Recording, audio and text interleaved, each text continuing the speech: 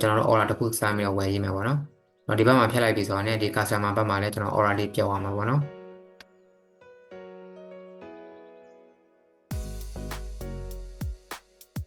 ဒါဆိုလို့ရှိရင်ကျွန်တော် order လေးတစ်ခုစမ်းပြီးတော့ဝယ်ကြည့်မယ်ပေါ့နော်။ကျွန်တော်တို့ create လုပ်ခဲ့တဲ့ဒီ Aspire 3ပေါ့နော်။ဒါလေးပဲကျွန်တော်တစ်ခုဝယ်လိုက်မယ်။ proceed checkout ကျွန်တော်နှိပ်မယ်။နှိပ်ပြီးတော့ကျွန်တော်ဒီမှာတီအောင်ပေါ့နော်။ကျွန်တော်တို့ကဒီအရှိမကျွန်တော်ပြောခဲ့တဲ့အတိုင်းပဲကျွန်တော်ဒီပေါ့နော်ဒီကောင်လေးပေါ့နော်ဒီကောင်လေးကမှားနေရပေါ့နော်မှားနေတော့ကျွန်တော်သွားပြီးပြင်မယ်ပေါ့နော်ကျွန်တော် Yangon region ကျွန်တော်သွားပြီးပြင်မယ်ပေါ့နော် address မှာပို့ပေါ့နော်ကျွန်တော်ဒီမှာ default shipping ပေါ့နော် edit လုပ်မယ် edit လုပ်ပြီးတော့ကျွန်တော်ဒီနေရာလေးပေါ့နော် city မှာstate ပေါ့နော် Yangon ကျွန်တော်ပြောင်းလိုက်မယ်ဒါကိုလည်းdata ပေါ့နော် data ဆိုပြီးကျွန်တော်ပြောင်းလိုက်မယ် country ကမြန်မာပေါ့နော်မြန်မာလို့ကျွန်တော်ထားလိုက်မယ်ပြီး default billing ပေါ့နော်ပြီးကျွန်တော် save လုပ်နေလိုက်မှာပေါ့နော်ပြီးအပေါ်အကောင်လေးကျွန်တော်ဖြတ်ရမှာပေါ့နော်ဒါဆိုလို့ရှိရင်ကျွန်တော် checkout page ကိုပြန်သွားမယ်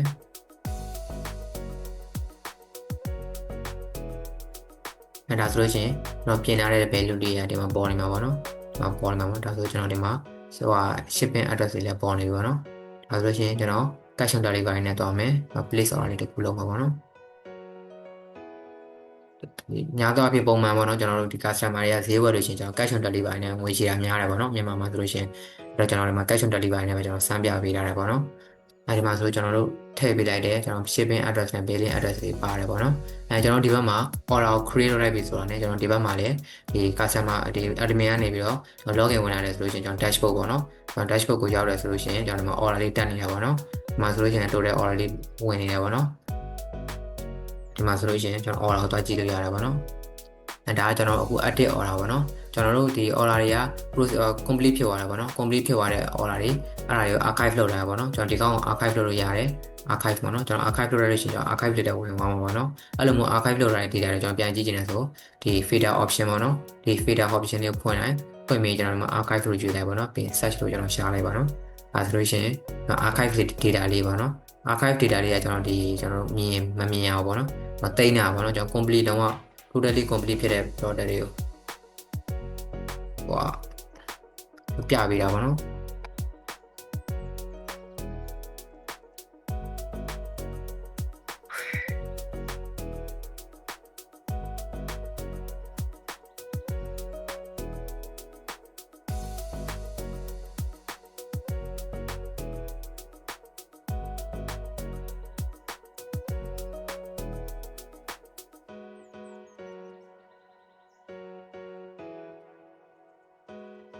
ခုန invoice ပေါ့နော်အဲ့တော့ကျွန်တော်တို့ကဒီ order ကို invoice လုပ်လိုက်ပြီဆိုတာနဲ့ဒီ order ကို archive လုပ်လိုက်ပြီဆိုတာနဲ့ invoice တွေရော payment တွေရောအဲ့ဒီ archive ဖြစ်တဲ့ရောက်သွားတယ်ပေါ့နော်အဲ့ဒီ archive order တွေကိုကျွန်တော်ပြန်ပြီးတော့ archive ပေါ့နော်ပြန်ပြီးတော့ဒီ update တွေပြန်ထည့်မယ်ဆိုလို့ရှိရင်ကျွန်တော်ဒီမှာပေါ့နော်တလပိုင်း20ရက်နေ့အကောင်ကျွန်တော် archive လုပ်မှာပေါ့နော်အဲဆိုကျွန်တော် edit list တွေကိုကျွန်တော်ပြန်ထည့်လိုက်တာပေါ့နော်ပြန်ထည့်လိုက်မယ်ဆိုလို့ရှိရင်ကျွန်တော် update တွေရောက်သွားတယ်ပေါ့နော်ဒီမှာ update order တွေကိုပြန်ရောက်သွားတယ်active order ဆိုတာကြကျွန်တော်ဒီ order menu ကိုကျွန်တော်ဝင်လိုက်တဲ့အခါမှာတွေ့ရတဲ့ကောင်ပေါ့နော်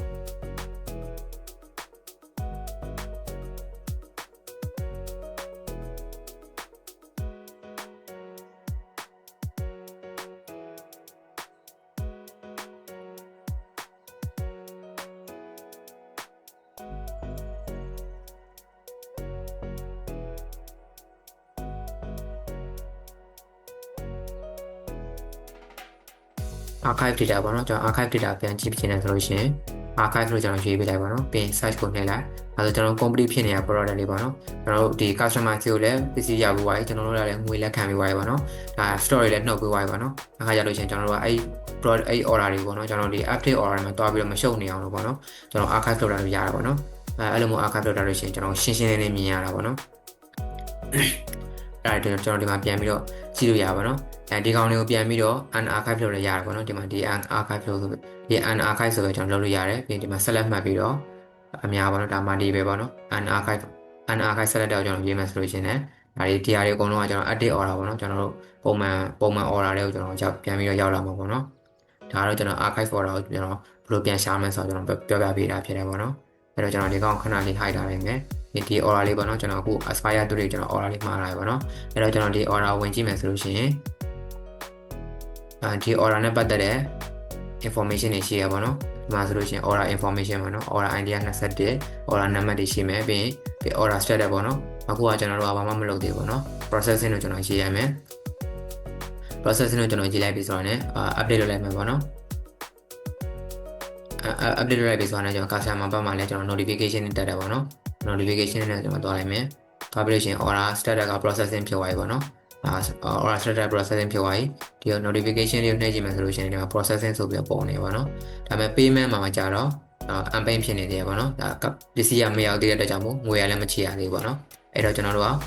ငွေမချေရသေးဘူးပေါ့နော်အောက်မှာဆိုလို့ရှိရင် payment summary ပေါ့နော်ဒီမှာဆိုလို့ရှိရင် order ရဲ့အကျတဲ့ငွေတွေပေါ့နော်ဒီမှာဆိုလို့ရှိရင်ငွေဈေးပေါ့နော်ကျွန်တော်မြန်မာငွေနဲ့ဝယ်မယ်ဆို1 USD မှာမြန်မာငွေဘယ်လောက်နဲ့ပေါ့နော်ဖြတ်ခဲ့တာပေါ့နော်အဲ့လိုမျိုးပြန်ကြည့်လို့ရတယ်ပြီး user information ပေါ့နော်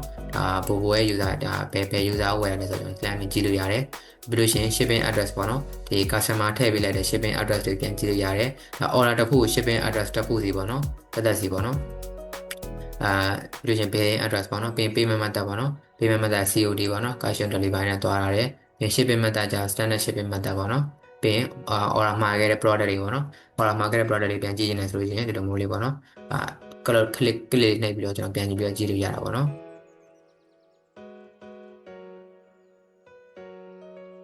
်ဒီလိုမျိုးလေးပြန်ကြည့်လို့ရတာပေါ့နော်ပြီးဒီအောင်မှာကျတော့ delete order ပေါ့နော် delete order ပါတယ်နောက်တစ်ခုကကျတော့order မှန်လို့ရှိရင် invoice ရှိမယ်ပေါ့နော်ဒီ order မှာဆို 100% ပေါ့နော်ကျွန်တော်1000ဒီ order ရဲ့ amount ကလည်း1010ခုမယ်ပေါ့နော်ကျွန်တော် invoice amount ကလည်း1010ခုမယ်ပေါ့နော်ဆိုတော့ဒီမှာကျွန်တော်ဒီကောင်ကိုဒီကတော့ဒီကုန်ပစ္စည်းရောက် user ကြီးရောက်ပြီးတော့မှငွေချေပြီးသွားဆိုလို့ရှိရင်ဒီကောင် complete ဆိုပြီးကျွန်တော်ရေးလိုက်လို့ရတာပေါ့နော် complete payment အခုကျွန်တော်လုပ်လိုက်မယ်ပေါ့နော်ဒါ customer စီကိုကျွန်တော်ပစ္စည်းရောက်ပြီလို့ပဲကျွန်တော်သတ်မှတ်လိုက်တယ်ပေါ့နော်အပြင်မှာပစ္စည်းရောက်တယ်လို့ပဲကျွန်တော်သတ်မှတ်လိုက်တယ်အဲ့တော့ကျွန်တော်က complete လို့ကျွန်တော်ရေးလိုက်တယ်နှိပ်လိုက်တယ်ပေါ့နော်ဒါဆိုလို့ရှိရင်ဒါငွေချေပြီးပြီလို့ကျွန်တော်ဒီပေးလိုက်တာပေါ့နော်ငွေချေပြီးပြီလို့ပြောလိုက်တာပေါ့နော်ဒါဆို pay ပြောလိုက်ပါနော်ဒါဆိုကျွန်တော်ဒီမှာ complete payment လို့ကျွန်တော်ရေးပြီးသွားပြီဆိုတာ ਨੇ မှတ်ပြီးသွားပြီဆိုတာကျွန်တော် payment နဲ့ပေါ်လာတယ်ပေါ့နော်ဒါ payment ပေါ့နော်ဒါငွေချေပြီးပြီဆိုတာပြီးလို့ရှိရင် transaction ပေါ့နော်အဲ့ဒီ payment transaction ကဒါ success ဖြစ်သွားတယ်ဆိုတော့ကျွန်တော် transaction နဲ့ပေါ်တယ်ပေါ့နော်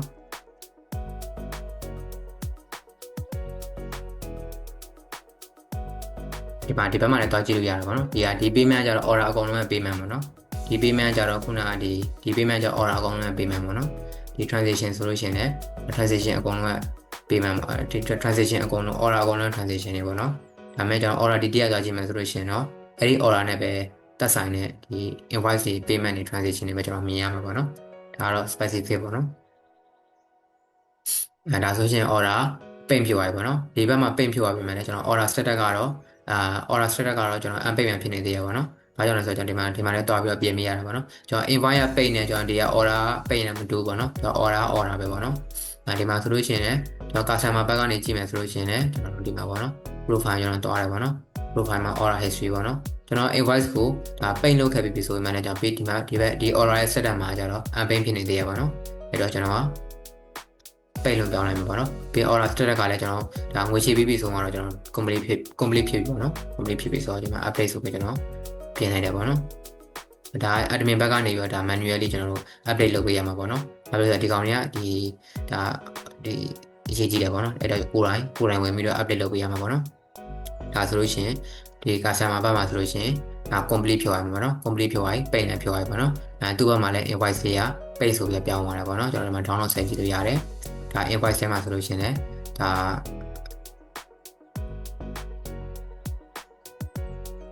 invoice ထဲက pay နေဖြစ်သွားတယ်ပေါ့နော်ဒီလိုမျိုးလေးပေါ့ဒီလိုမျိုးလေးပြန်ကြည့်လို့ရတာပေါ့နော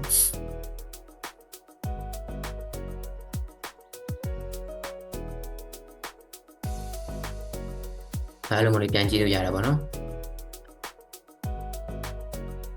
ပြီးလို့ရှိရင် invoice ပေါ့နော်ကျွန်တော် pay လုပ်လာတဲ့ invoice ကိုကျွန်တော်ပြန်ပြီးတော့ refund လုပ်လို့ရတယ်ပေါ့နော်ဒါ refund လုပ်မယ်ဆိုလို့ရှိရင်ဒါ refund ဆိုပြီးနှိပ်လိုက်ပေါ့နော်ဒါဆိုလို့ရှိရင်ကျွန်တော် refund ဖြစ်သွားတယ်ပေါ့နော်ဒါပတ်စံပြန်ပေးလိုက်တယ်ဆိုတဲ့သဘောပေါ့နော်ပတ်စံပြန်ပေးလိုက်တယ်ဆိုလို့ရှိရင် ဒါ order refund နဲ့ဖြစ်သွားတယ်ပေါ့နော်ဟို invoice က refund ဖြစ်သွားတယ်ပေါ့နော်ဒါဆို refund နဲ့ဖြစ်သွားတယ် payment တော့ပြတ်သွားတယ်ပေါ့နော်ကျွန်တော် payment ကိုပြန်ပြီးတော့ cancel လုပ်လိုက်တယ်ပေါ့နော်ဒါပေမဲ့ transaction ထဲမှာတော့ကျွန်တော် transaction ထဲမှာတော့အကုန်လုံး record မှတ်ထားတယ်ပေါ့နော်ဒါဒီပါပေါ့နော်ဒါဒီတရက်နေ့20မှာဆိုလို့ရှိရင်8:23မိနစ်မှာဆိုလို့ရှိရင်ဒီ succeeded ဖြစ်သွားတယ်ပြီးတော့8:26မိနစ်မှာ refund နဲ့ပြန်လုပ်တယ်ပေါ့နော်ဒါကတော့ transaction record တွေပေါ့နော်payment ကတော့မရှိသေးဘူးပေါ့နော်ဘာလို့လဲဆိုတော့ကျွန်တော် pay ပြီးတော့ပြန်ပေးလိုက်တဲ့အတွက်ကြောင့်မို့payment ကတော့မရှိဘူးပေါ့နော်ဒီမှာ invoice ကတော့ refund ဖြစ်တယ်ပေါ့နော်ကျွန်တော် refund ကိုတော့ကျွန်တော်ပြန်ပြီးတော့ complete ပြန်လုပ်လို့တော့မရတော့ဘူးပေါ့နော်နောက်ထပ်ကျွန်တော်တို့ကပြန်ပြီးတော့ page ချင်တယ်ဆိုလို့ရှိရင်ကျွန်တော်တို့ကဒီမှာပေါ့နော်100%ပေါ့နော်ဒီမှာဆိုလို့ရှိရင်ကိုထုတ်ချင်တယ်ပေါ့နော်ကျွန်တော်တို့ကဒီ order ကိုကျွန်တော်50ရာခိုင်နှုန်းနှစ်ခါခွဲသိမ်းမှဆို order invoice နဲ့ဆောင်ထုတ်လို့ရတာပေါ့နော်အခုကကျွန်တော်100%ပဲကျွန်တော်ထုတ်မှာပေါ့နော် create invoice ဆိုပြီးကျွန်တော်ပြန်ပြီးထုတ်ပေးရမယ်အဲ့ဒီ user ပြန်ပြီးတော့ပတ်စံပြန်ပေးတယ်ပေါ့နော်အဲ့လိုမျိုးပြန်ပြီးတော့တတ်မှတ်ပေးလို့ရတယ်အဲ့လိုမျိုးတတ်မှတ်ပေးမှဆိုဒီမှာပေါ့နော်ဒီမှာကျွန်တော် refund လုပ်ရတယ်ဆိုရင်ဒီမှာတော့ payment ဖြစ်နေတယ်မှာပေါ့နော်တကယ်လို့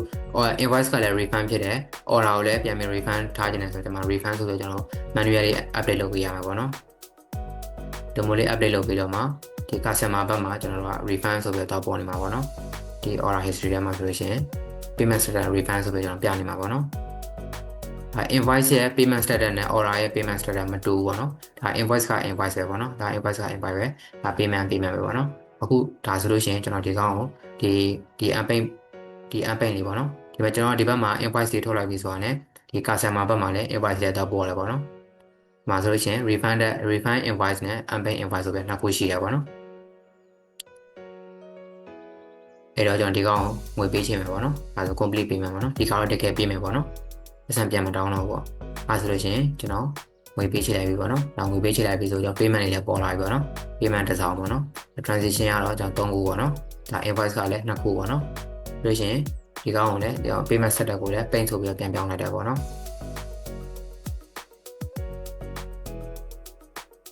ဒါလေးပေါ့နော်ဒါဆိုလို့ရှိရင်ကျွန်တော်ဒီမှာဆိုလို့ရှိရင်ဒါလေးက paint ဖြစ်သွားတယ်ပေါ့နော် order history မှာဆိုလို့ရှိရင်လည်းဒါ completed payment ဆိုပြီးပြောရမှာပေါ့နော် completed payment ဆိုပြီးပြောဒါလေးပေါ့နော် okay ဒါဆိုလို့ရှိရင် Acer Aspire 3ရာကျွန်တော်ကအခုကတစ်လုံးဝင်လိုက်တယ်ပေါ့နော်ကျွန်တော်ချိန်မှာကျွန်တော်ရှေ့ရ tutorial ထဲမှာကျွန်တော်ကြည့်ခဲ့တာကြတော့ဒီမှာပေါ့နော်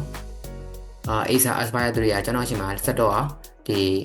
နှလုံးရှိတာပေါ့နော်10လုံးရှိတာပေါ့နော်ဆိုတော့ဒါရိုး simple product က store ပေါ့နော်ကျွန်တော်ဒီ variable product ထဲမှာဆိုလို့ရှိရင်variable product ထဲမှာဆိုလို့ရှိရင်ကျွန်တော် saver ကိုဝယ်ခဲ့တာပေါ့နော်အခုဝယ်တဲ့ product type ကအခုဝယ်တဲ့ product type ကဒီမှာပေါ့နော် Aspire 3ကိုမှကျွန်တော် Aspire 3ပေါ့နော် variant N1 Zep 2ပေါ့နော် N1 Zep 2ကျွန်တော်ဝယ်ခဲ့တာအဲ့ဒီ variant ကကျတော့ဒီမှာ N1 Zep 2ပေါ့နော်ဒီ product လေးဝယ်ခဲ့တာပေါ့နော်ဒီ product လေးရဲ့ဒီ store က2လုံးရှိတာပေါ့နော်ကျွန်တော်အခုဒီ order ထဲမှာတစ်လုံးဝယ်ခဲ့တာဖြစ်တဲ့အတွက်ကြောင့်မို့ကျွန်တော် quantity နှုတ်ပေးရမှာပေါ့နော်ဒီမှာ2လုံးမှဖြစ်နေသေးရပါတော့အဲ့တော့ကျွန်တော်ဘက်ကနေပြီးတော့order consent လုပ်လိုက်တယ်ပေါ့နော်ဒီ order မရှိတော့ဘူးเนาะတစ်လုံးရောင်းထောက်သွားပြီပေါ့နော်အဲ့တော့ကျွန်တော် order consent ဆိုပြီးတော့ stock ကိုနှုတ်လိုက်တယ်ပေါ့နော်ဒါ stock ကိုကိုယ်တိုင်နှုတ်ပေးရမှာပေါ့နော်ဒါသူ့ဘာသာသူတော့မနှုတ်ဘူးပေါ့နော်ဘာဖြစ်လို့ဒီ order ဒီ order ကကျွန်တော် customer ဒီကျွန်တော် company ဘက်ကရောင်းမရအောင်ကြတော့ admin ကပဲဆုံးဖြတ်ပေးရမှာဖြစ်တဲ့ကြောင့်မို့ကိုယ်တိုင်ဝင်ပြီးတော့order consent လုပ်ပေးရမှာပေါ့နော်ကျွန်တော် order consent လုပ်ပေးပြီဆိုတော့ဒီလိုမျိုးလေးပေါ့နော်ဒါ refund order stock ပေါ့နော်ဒါလေးနှိပ်ရဆိုတော့ order ပြန်ဖြည့်သွားမှာပေါ့နော်ဒါကြတော့consent လုပ်ပြီးဆိုတော့ကျွန်တော်ဒီမှာ status ကပေါ်နေမှာပေါ့နော်ကျွန်တော် consent ဖြစ်သွားပြီဆိုတော့မှာဆိုလို့ရင်ကျွန်တော် stock inventory က consent ပေါ့နော်ဒါ order နှုတ်ပြီးသွားပြီ payment ကလည်းကျွန်တော် pay ပြီးသွားပြီပြီးတော့ order status ကလည်း completed ဖြစ်သွားပြီပေါ့နော်အဲ့တော့ပြီးလို့ရှိရင်ကျွန်တော်ဒီမှာပေါ့ဒီကောင်လေးကအခုကနှလုံးပေါ့နော်ကျွန်တော် refresh လုပ်လိုက်မယ် refresh လုပ်လိုက်ပြီဆိုလို့ရှိရင် product variant ပြန်တော့မယ်ဒီမှာပေါ့နော် N1 Z2 မှာကျွန်တော် store ကတစ်လုံးမှကျန်တော့မှာပေါ့နော်store တစ်လုံးနှုတ်သွားတာပေါ့နော်ဒါဒီမှာသွားပြီးတော့လက်နဲ့ပြင်လို့မရဘူးပေါ့နော်ဘာလို့ဆိုတော့ကျွန်တော်အဲ့လိုမျိုးပြင်နေအောင်ကန့်တက်တာပေါ့နော်အဲ့လိုမျိုး store အမှားတွေဖြစ်မှာဆိုလို့ပြင်နေတယ်ဆိုလို့ရှိရင်ကျွန်တော်ဒီမှာပေါ့နော် manually store ကို consent လုပ်ပေးရမှာပေါ့နော်ကျွန်တော်ရှေ့မှာ product ခံမှာကျွန်တော်ပြောခဲ့တယ်ပေါ့နော်လို့ရှိရင်အဲ့ဒီနှုတ်သွားတဲ့ product ရဲ့ inventory ကို log ကိုကျွန်တော် record ကိုကျွန်တော်သိချင်တယ်ဆိုတော့ဒီမှာ inventory ထဲမှာပြင်ပြီးလာကြည့်လို့ရပါတော့ဒီမှာဆို Acer Aspire 3ရ order မှားသွားတာပေါ့နော်အောက်ပေါ့နော် order ထောက်သွားတာပေါ့နော်ဒါမနှုတ်ခင်တော့နှလုံးရှိတာအခုတစ်လုံးနှုတ်လိုက်တော့တစ်လုံးမှကျန်မှာပေါ့နော်အဲ့လိုမျိုးကျွန်တော် record လေးပြန်ပြီးကြည့်လို့ရတာပေါ့နော် ပြီးရင် Acer Aspire 3ရဲ့ဒီဟောပေါ့နော်ဒီ record ပဲကြည့်ချင်တယ်ဆိုကျွန်တော်ဒီကောင်လေးကို copy မှတ်ပြီးတော့ဒီလိုမျိုးလေးနေလိုက်ပေါ့နော် search နဲ့ရှာလိုက်ပေါ့နော်အဲ့လိုမျိုးရှာလို့ပေါ်ဆိုလို့ရှိရင်ကျွန်တော်ဒီမှာပေါ့နော်ဒီဟာလေးထောက်လိုက်ပေါ့နော်product ID ရှိရပါတော့ product ID လေးကိုကျွန်တော်ဒီမှာရှာလိုက်ပါတော့အဲဆိုအဲ့ဒီ product နဲ့ပတ်သက်တဲ့ဒီ record တွေပဲပေါ်လာမှာပေါ့နော်အဲဆိုအဲ့ဒီ product နဲ့ပတ်သက်တဲ့ record တွေပဲပေါ်လာမယ်ဒီမှာဆို variant ID 1ပေါ့နော်အဲဆိုရှင် variant ID 1ပေါ့နော်နှလုံးပေါ့နော်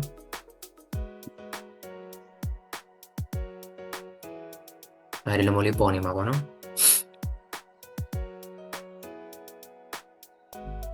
ပြီးလို့ရှိရင်ကျွန်တော်ဒီ order completed ဖြစ်သွားပြီဖြစ်တဲ့ကြောင့်မို့ကျွန်တော်ဒီကောင် archive လုပ်ရလို့ရပြီပေါ့နော်။ဘာလို့ဒီကောင်ပြီးသွားပြီဖြစ်တဲ့ကြောင့်မို့ကျွန်တော်ဒီမှာထပ်ပြီးတော့မပြတော့ဘူးပေါ့နော်။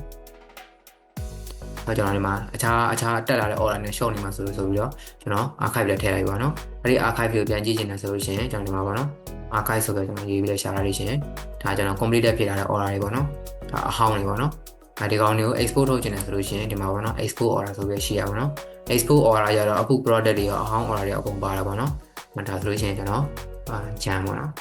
ဂျန်2026 export ပေါ့နော်အဲဆိုဒီ order လေးတော့ကျွန်တော် export လုပ်ပြီးလို့ရတယ်ပြီးရင်ဘယ်နည်း export လုပ်မှာပေါ့နော်ဒီတက်လာပိုင်းလာစားနေပြီးတော့လာကုန်ပြီပေါ့နော် export ထုတ်မှဆိုလို့ရှိရင်အဲဆိုအဲ့ဒီအတော်တွေမှာရှိတဲ့ order တွေ export ပြောရမှာပေါ့နော်အဲဆိုကျွန်တော်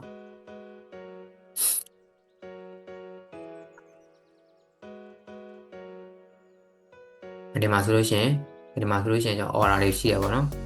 ဒီမှာဆိုလို့ရှိရင်ဒီ order တွေရဲ့ total amount ကျွန်တော်မြင်ရမှာပေါ့နော်ဒီမှာ sub total ရှိမယ်ဒါဒီတလားအတွင်းမှာကျွန်တော်ကြောင်းသွားတယ် amount ပေါ့နော် sub total မကြည့်ရဘူးနော် grand total ကျွန်တော်ကြည့်ရမှာပေါ့ grand total ကအကုန်နှုတ်ပြီးသားပေါ့နော်4069ရှိမယ်ဒါ profit ကကြတော့ကျွန်တော်တို့ buying price ထည့်ထားတယ်ဆိုရင်ဝယ်ရင်းဈေးထည့်ထားတယ်ဆိုရင်ကျွန်တော်နှုတ်ပေးရမှာပေါ့နှုတ်ပေးကြက်နှုတ်ပေးပြီးတော့ကျန်တဲ့ amount ထွက်လာမှာပေါ့နော်ဒါအမြတ်ကကြတော့0.8ပေါ့နော်အဲ့ဒါကိုကျွန်တော်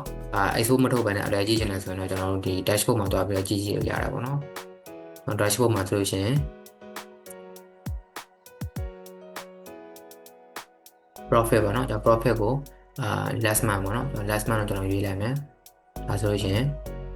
ဒါလေးပေါ့နော်985ပေါ့နော်ခုနကကျွန်တော်ပြခဲ့တဲ့ amount တိုင်းပဲပေါ့နော်။ဒါဆိုလို့ရှိရင်လည်း last month ပေါ့နော် last month မှာဆို4069ပေါ့နော်ဒီက amount တိုင်းပဲပေါ့နော်4069 okay ဒါကတော့ကျွန်တော် order ကိုဘယ်လို manage လုပ်ရမလဲဆိုတော့ကျွန်တော်ပြပြပေးပါပဲဖြစ်တယ်ပေါ့နော်ကျွန်တော်တို့တခုရှိတာပေါ့နော်ကျွန်တော်ဒီ order ကိုကျွန်တော်တို့ကarchive လုပ်ပြီးဆိုတော့လည်းကျွန်တော် invoice တွေinvoice ကလည်း archive တွေကိုကျွန်တော်ရောက်သွားတယ်ပေါ့နော်ဒါ payment တွေလည်း archive တွေရောက်သွားတယ်ပေါ့နော်ကျွန်တော် payment တွေလည်းမရှိတော့ပေါ့နော်ဒါခုန invoice ပေါ့နော်ကျွန်တော်ဖြတ်ခဲ့တဲ့ order ရဲ့ invoice ပေါ့နော်ဒီ order menu ကိုနှိပ်လိုက်တဲ့အချိန်မှာမြင်ရတဲ့ order တွေကို active order လို့ခေါ်တာပေါ့နော် archive ကကြတော့ကျွန်တော်တင်ထားတဲ့ order တွေပေါ့နော်အဲ့တော့ဒီလိုမျိုး active order ပြန်ပြီးတော့ခေါ်လာပြီဆိုတော့ねကျွန်တော် invoice တွေပြန်ပြီးတော့မြင်ရမှာဖြစ်တယ်ပေါ့နော်invoice တွေပြန်ပြီးတော့ပေါ်လာတယ်ပေါ့နော်ဒါလေးပေါ့နော်ဒါလေးပေါ့နော်ဟုတ်ကဲ့ဒါကတော့ဒီ order ကိုဘယ်လိုမျိုး manage လုပ်ရမလဲဆိုတာနဲ့ပတ်သက်ပြီးတော့ပြောဖြစ်တယ်ပေါ့နော်အားလုံးကျေးဇူးတင်ပါတယ်